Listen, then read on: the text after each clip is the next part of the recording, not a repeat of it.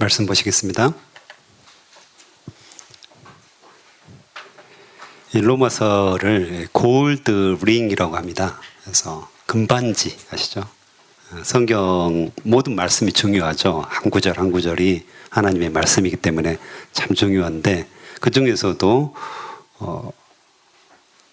중요한 구절이 뭐 어딘가 했을 때 로마서, 그 중에서도 이제 이 8장이 골드링, 금반지에 마치 보석, 다이아몬드를 박아놓은 것처럼 아름답게 빛나는 곳이라고 합니다.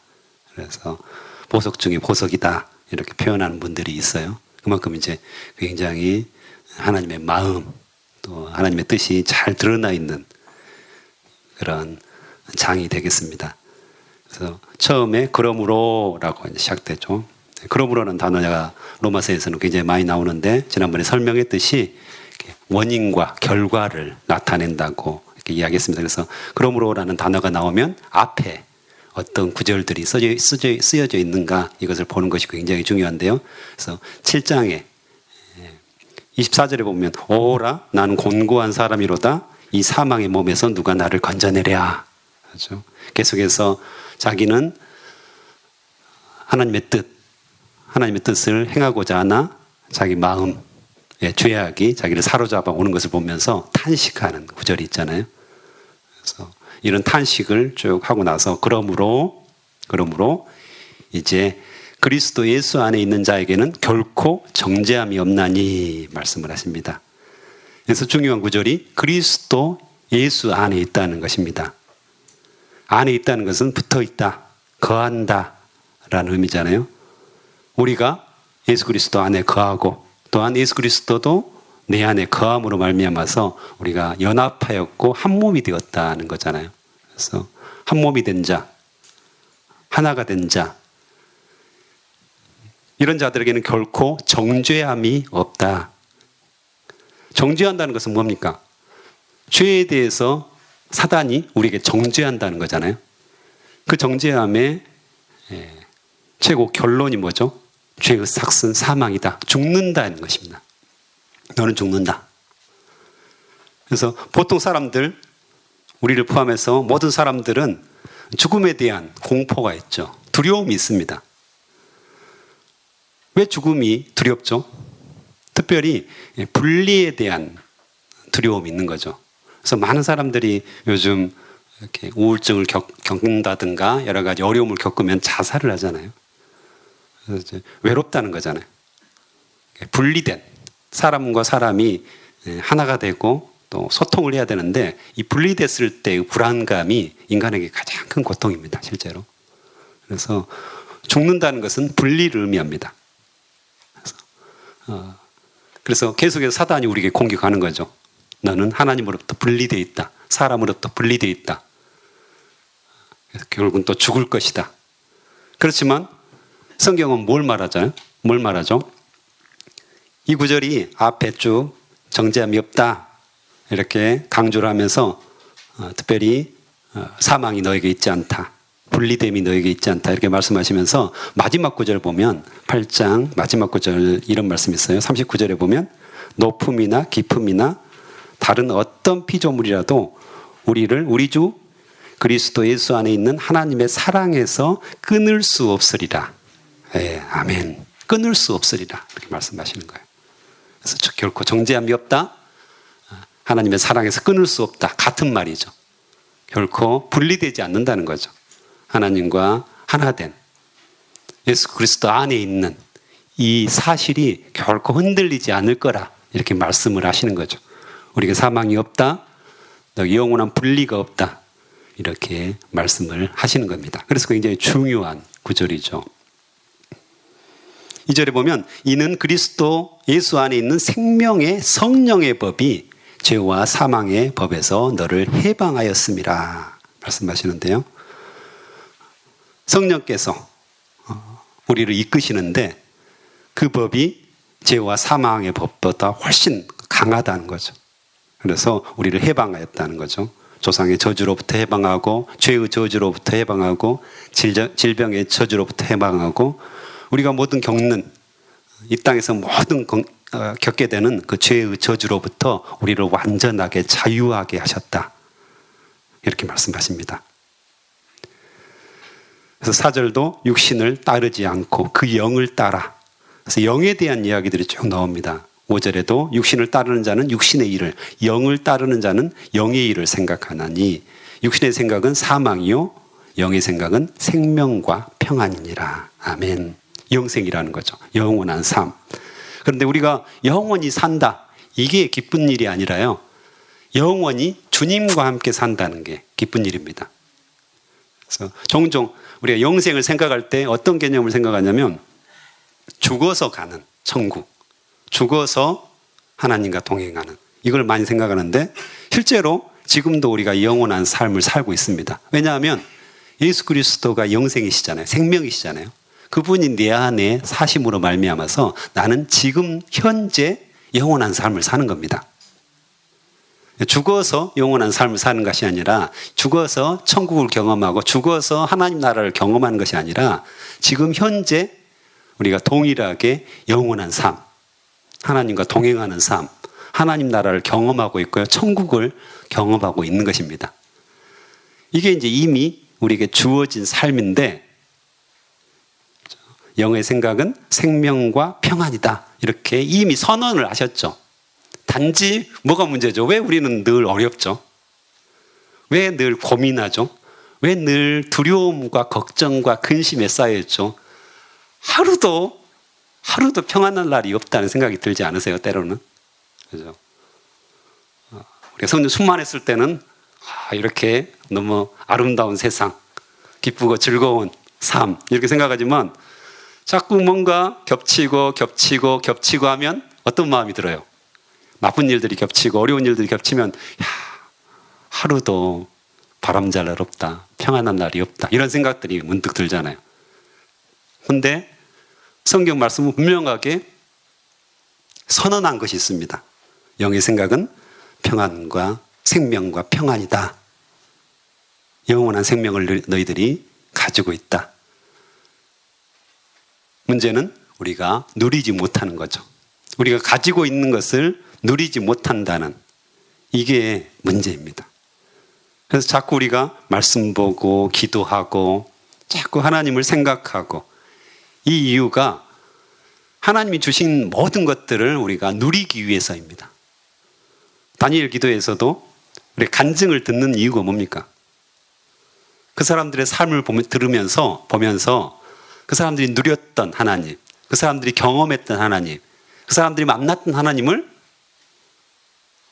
나도 동일하게 만날 수 있다는 것입니다.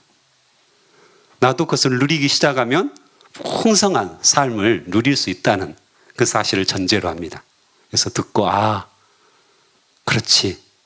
내가 알았던 하나님, 내가 알고 있는 하나님, 내가 다시 한번 붙들어야 되겠다. 이 마음이 우리 안에 드는 거잖아요.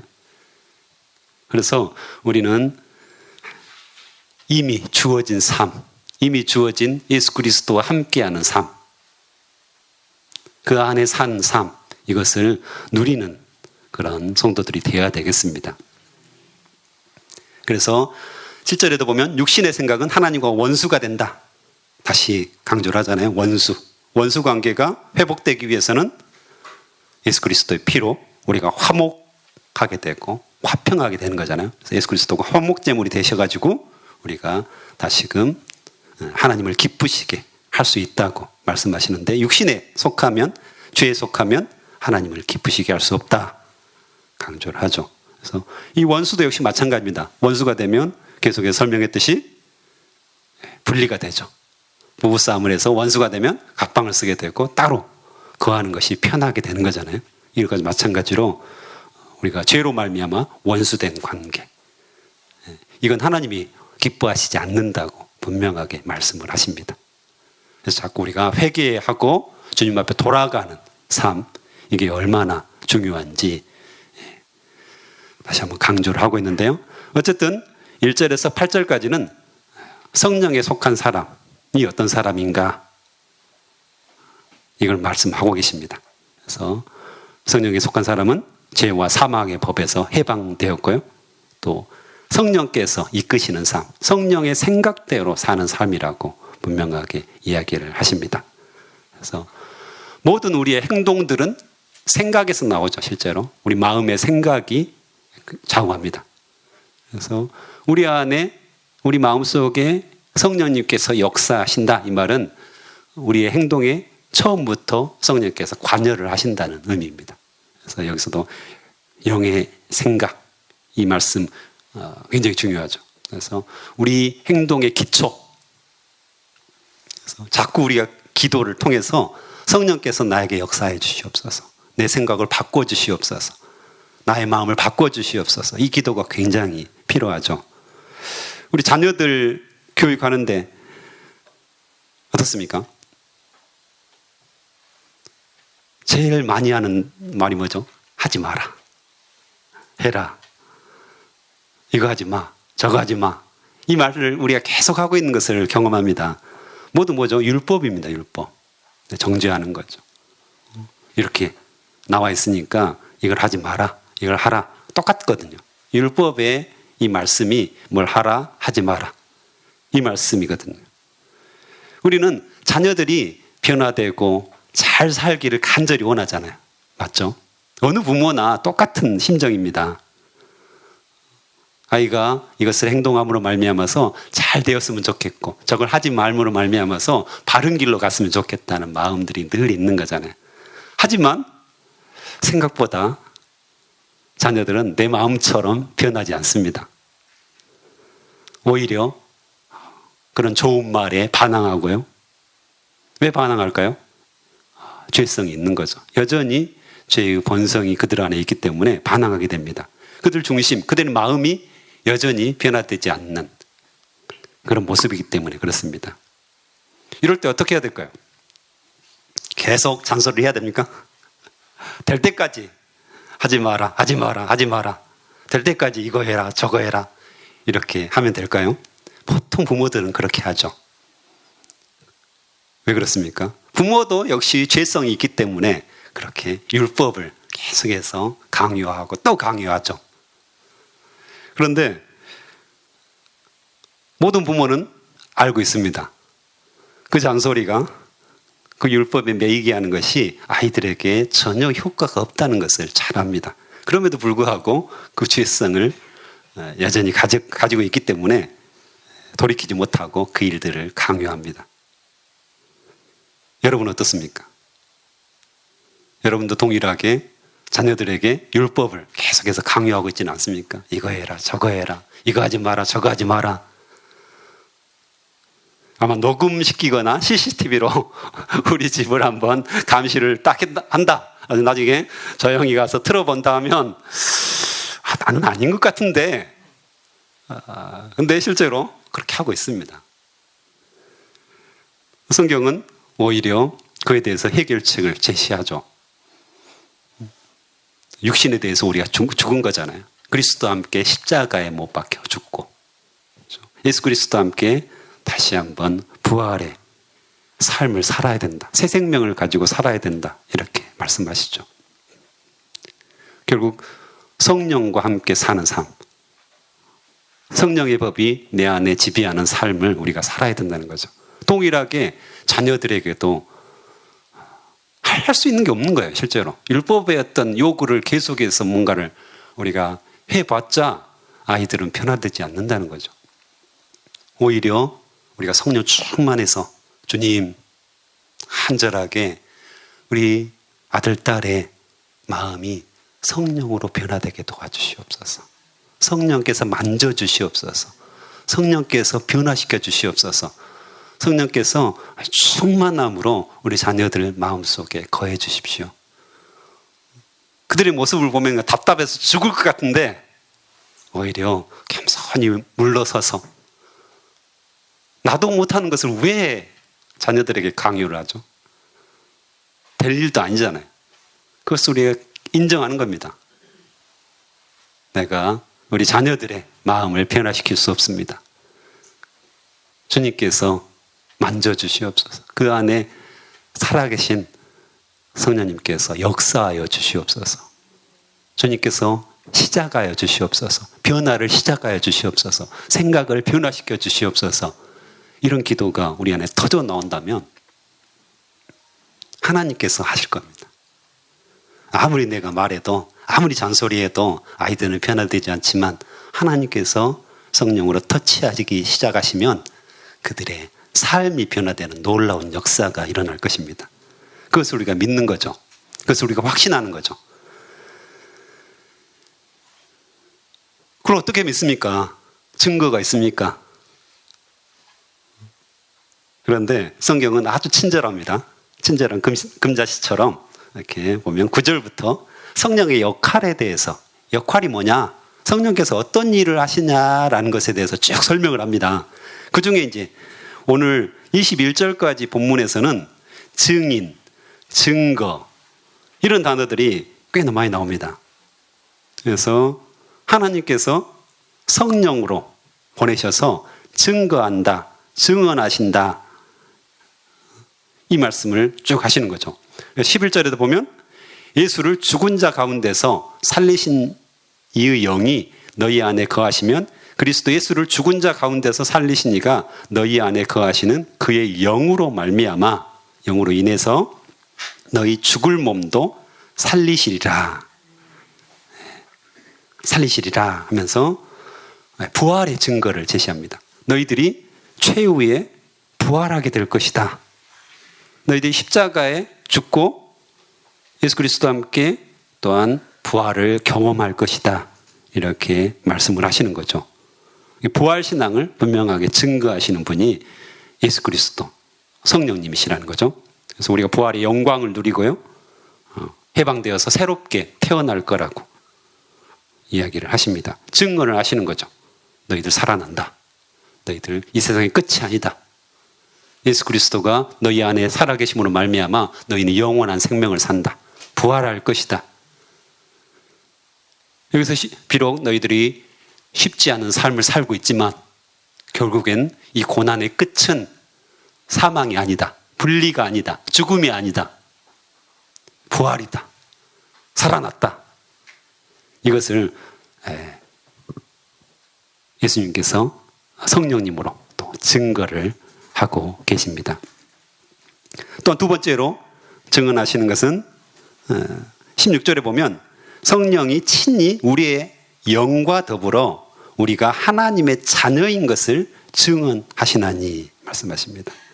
그래서 자녀이면 또한 상속자, 곧 하나님의 상속자예요. 그리스도와 함께한 상속자니 우리가 그와 함께 영광을 받기 위하여 고난도 함께 받아야 할 것이니라. 이렇게 말씀하시는데요. 우리가 하나님의 자녀, 하나님의 아들이다, 하나님의 딸이다, 이렇게 증언을 하신다는 것입니다. 계속해서 증언을 해주고 계시죠. 그래서 우리가 하나님의 모든 것을 상속하여서 하나님의 것을 누리는 자이다, 이렇게 증언을 하시는 것입니다. 하나님 우리를 끔찍히 사랑하시죠. 아들이니까요. 딸이니까요. 그렇죠? 이유는 없습니다. 여러분이 우리가 아들, 딸, 하나님의 아들, 딸이기 때문에 우리를 굉장히 사랑하십니다. 아마 이 세상에 나 혼자 있었어도 예수님은 십자가에 죽으셔서 우리를 구원하실 분입니다. 나 한 사람을 구원하실 분이라는 거죠. 그러니까 우리가 종종 착각합니다. 이 모든 사람이라는 그런 개념의 틀에 잡혀 있는 경우가 많죠. 아닙니다. 하나님은 나 한 사람, 예수님은 나 한 사람을 보고 계십니다. 굉장히 중요하죠. 그래서 나 혼자 남아 있어도 나를 위해서 구원의 십자가를 지실 분이 하나님이시라는 거죠. 예수님이 그런 분입니다. 근데 많은 사람들이 어려움에 처하면 나 빼고 다른 사람들을 생각합니다. 아마 나 빼고 다른 사람을 다 구원하셨을 거다라는 생각들을 하는 거죠. 착각을 하는 거죠. 오히려 근데 하나님은 나를 보시고 나에게 초점을 맞추고 계시다는 거죠. 이걸 이제 우리가 늘 기억하고 있어야 합니다. 그래서 그것을 증언하시고 증거로 제시한다는 거죠. 여러분 억울할 때 있지 않습니까? 특별히 이 차를 타다 보면 이렇게 사고가 나는 경우들이 있습니다. 그럼 좀 억울하죠. 그래서 저도 이제 한번 그런 적이 있는데요. 신호등이 딱 기다리고 있었는데 제가 실수로 브레이크를 띈 겁니다. 그래서 경사가 좀 있었기 때문에 다른 차 뒤에 범퍼를 이렇게 부딪힌 적이 있습니다. 네, 그분이 뒷목 잡고 나오시더라고요. 영업용이었습니다. 일단 있잖아요. 근데 뒷목 잡고 나오시더라고요. 그래서 저도 깜짝 놀랐죠. 그래서 가서 죄송하다고, 너무 죄송하다고. 그래서 이제 무조건 이제 고개를 숙였죠. 그래가지고 딱 봤더니 딱 살펴봤어요. 앞에 가서. 그랬더니 이 범퍼에 이렇게 나사 있잖아요. 그 나사가 살짝 찍혔더라고요. 앞에 이제 범퍼에 이렇게 태가 나잖아요. 그래서 찍혀서 그래서 이제 어쨌든 사고가 난 거잖아요. 그래서 보험 처리를 해드리겠다 이렇게 하고 이제 보험회사 직원 불러가지고 이제 사고 처리하고 막 그랬거든요. 근데 그분이 갑자기 병원에 입원하겠다는 겁니다. 이제 그때부터 좀 열이 이렇게 받쳤거든요. 제가 이게 이 정도 갖고 병원에 입원하면 이 보험 사기 아닌가. 그래서 이제 그 이야기를 했죠. 그래서 이제 보험회사 저희 직원에게도 이렇게 이야기하면서 이거 문제가 있는 거 아니냐. 근데 보험회사 직원도 어떻게 할 수가 없다 이렇게 이야기하는 거예요. 내 편이 아닌 거예요. 나는 억울한데 지금 너무 억울해서 죽겠는데 사고 난 거지만 그럼 보험 처리해 줄 수 있지만 저걸 가지고 뒷목 잡고 병원에 입원한다. 이건 제 상식적으로 제 양심상 허락이 안 되는 거예요. 그래서 그러면 나는 사인을 할 수가 없다. 보통 이제 사고 처리 마지막에 사인을 해야지 이제 이게 통과가 되고 보험회사에서 처리를 해주거든요. 그래서 나는 못하겠다. 그래서 마디모에 내가 신고를 하겠다. 마디모라는 게 있거든요. 그래서 사고를 시뮬레이션 해가지고 어느 정도 이 사람이 다칠 것인가에 대해서 좀 시뮬레이션 하는 그런 기관이 있습니다. 그래서 마디모 프로그램이 있는데 거기에 내가 신고를 하겠다. 경찰에 신고해서 이걸 그냥 보험회사 처리. 근데 복잡하긴 하지만 경찰에 신고해서 내 양심상 도저히 이건 보험 사기에 해당되는 것이기 때문에 할 수 없다. 경찰에 신고해서 이걸 처리하겠다. 그래가지고 사인을 해주지 않았습니다. 그래서 이제 그렇게 하고 전화 갔는데 그 다음날 전화가 왔더라고요. 그 기사 아저씨가 죄송하다고 사과를 하더라고요. 그래서 사과하고 미안하다. 근데 이제 이 결정적인 그분이 사과한 계기가 바로 블랙박스가 있었기 때문에 그렇습니다. 블랙박스가 있잖아요. 제 차에 블랙박스가 있기 때문에 증거가 되는 거잖아요. 확실한 사실. 그렇죠? 살짝 부딪혔고 다칠 만한 상황이 아니었다. 이게 분명한 확신, 증거가 되기 때문에 만약 예전처럼 블랙박스가 없는 시절이었으면 어떻게 됐을까요? 그냥 우기면 그럼 어떡합니까 이게? 아무리 마디모 프로그램 하더라도 증거가 없으니까 또 증언할 사람이 없으니까 그냥 우기는 사람이 이기는 거였죠. 예전에 다 그랬잖아요. 교통사고 나면 우기는 거잖아요. 그래서 근데 이제 지금은 증거가 남아있고 증언할 그런 자료가 남아있기 때문에 결코 그렇게 할 수 없습니다. 사실이 그대로 드러나는 거죠. 그래서 이 성령님의 어떤 증거도 역시 마찬가지입니다. 사실을 그대로 우리에게 드러내는 거죠. 우리가 우기든 우리가 그렇지 않다고 부인하든 아무 상관없습니다. 성령께서는 우리 안에 계속해서 증거를 보여주고 계십니다. 우리의 기분에 따라 달라지는 거죠. 때로는 계신 것 같다. 때로는 안 계신 것 같다. 때로는 우리가 충만한 것 같다. 아니면 왜 나만 가지고 그러셔? 나의 기분에 따라서, 나의 마음에 따라서, 나의 죄성에 따라서 그 사실들이 다르게 보이는 것 뿐이지 그 사실은 그대로 남아있는 거예요. 그대로 영상처럼 찍혀 있는 거예요. 증거가 그대로 남아있는 거죠. 성경은 그걸 말씀하셔요. 오늘 또 너희 죽을 몸도 살리시리라. 딱 증거입니다. 딱 찍어 놓으셨어요. 변하지 않는 사실이죠. 또한 너희가 하나님의 자녀인 것을 증언한다. 이것도 딱 찍혀 있는 거예요. 또한 마지막으로 21절에 보면 그 바라는 것은 피조물의 썩어짐의 종로로 탄 데서 해방되어 하나님의 자녀들의 영광의 자유에 이르는 것이다. 그래서 장차 드러날 영광, 너에게 영광이 있을 것이다. 또한 분명하게 딱 사실로 증명을 하고 계시는 거죠. 그래서 너희가 부활해서 하나님의 모든 것들을 상속받는 상속자이고 또한 그 영광의 자유에 너희들이 이를 것이다. 성경에서는 분명하게 그 성령님의 말씀을 통하여서 증언하시고 증거를 제시하시고 그래서 너희들이 이것을 누려라 말씀을 하시는 거죠. 근데 이제 우리 기분의 상태에 따라서 우리가 또한 어떤 죄악된 모습에 따라서 또 회개하지 않는 그런 것 때문에 믿지 못하고 누리지 못하고 하나님의 영광을 바라지 못하는 경우들이 꽤 많다는 거죠. 그래서 우리가 성령 충만함을 굉장히 강조하잖아요. 성령 충만하라. 이 말씀은 결국은 내 안에 성령이 충만히 거하심을 우리가 인정하고 그것을 경험하고 또 그것을 체험했을 때 우리는 하나님의 나라를 볼 수 있고 또 우리가 어떤 삶을 살고 있는지 이것을 충분히 누릴 수 있다는 거죠. 볼 수 있고 알 수 있고 누릴 수 있다는 거죠. 그걸 모르니까 교회 다니면서도 하나님을 믿으면서도 너무 힘들다, 어렵다, 나는 왜 그래? 왜 하나님은 나만 가지고 그러시는 것 같아? 이런 어떤 불평과 불만과 또 때로는 두려움과 걱정과 근심이 우리 안에 가득 쌓이게 된다는 거죠. 그래서 성령 충만하십시오. 특별히 오늘 새벽을 통하여서 간구할 것은 하나님 성령 충만하게 해주시옵소서. 내 안에 죄를 고백하고 주님 충만히 성령께서 거하는 그런 삶을 살고 싶습니다. 이것을 우리가 기도하면서 나아갔으면 좋겠습니다. 함께 기도하겠습니다. 하나님 아버지 감사합니다. 우리를 충만하게 해주시옵소서. 성령의 충만을 허락하여 주시옵소서. 우리의 죄를 고백하고 깨끗해짐으로 말미암아 성령께서 우리를 지배하시는 그 놀라운 역사가 우리 안에 일어나게 도와주시옵소서. 우리가 하나님의 선물, 하나님의 그 모든 것들을 잘 알지 못할 때가 있습니다.